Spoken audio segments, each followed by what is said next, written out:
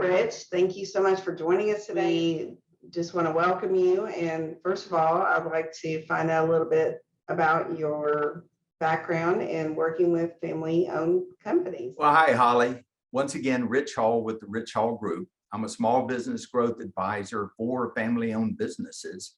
I genuinely believe that family businesses can thrive across multiple generations. And I've worked for those companies and guided those companies before myself. And I like to work with clients to show them how.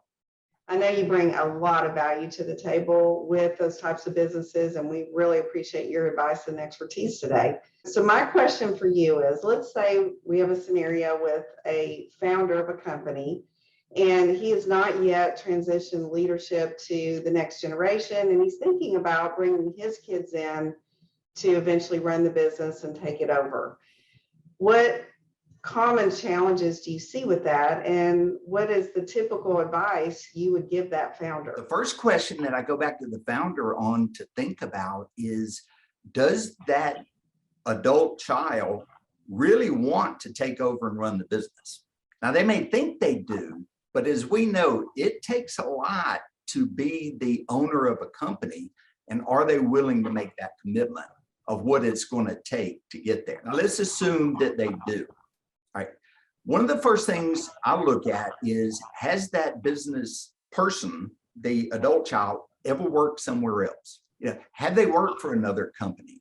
Have they worked for a bad boss? Have they worked for a good boss? How do they know what the difference is? That kind of experience is invaluable. I usually recommend 2 to 3 years. And let me tell you, it's one of the toughest conversations to have with a adult child, to tell them to go work somewhere else. And then number 2 is, I asked the founder or the owner, if you had to replace yourself, what would that look like?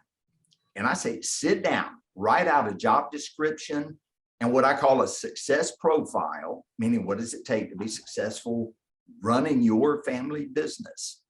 And then take that and compare that to the skills of your adult child that you're planning on taking over the business. Really make the effort and identify a gap analysis there.